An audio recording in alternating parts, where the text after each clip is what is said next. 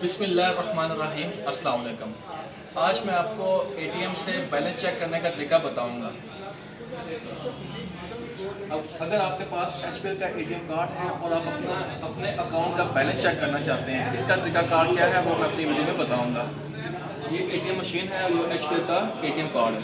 आपने एचपीएल का ATM card machine में इंसर्ट करना है। ये चीज़ जो है ना, ये सामने होनी चाहिए। कार्ड इंसर्ट करने के बाद थोड़ा वेट करना है।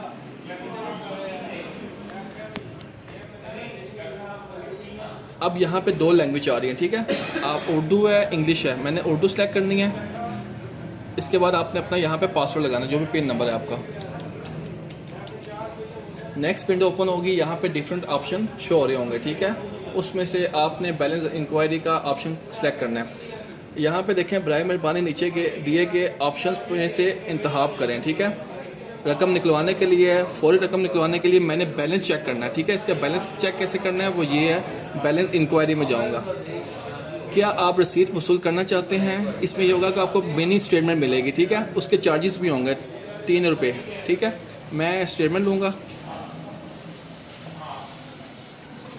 यहाँ से ये स्टेटमेंट निकली है, ये स्टेटमेंट है मेरे अकाउंट की, ठीक है। ये मेरे पास हार्ड कॉपी में भी है, सॉफ्ट कॉपी में मेरा बैलेंस शो हो रहा है, ठीक है।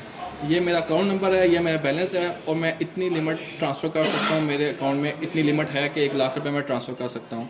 मज़ीद ट्रांजैक्शन करना चाहते हैं तो हाँ करें, नहीं करनी तो नो करें। मैं कोई ट्रांजैक्शन करनी तो नो किया।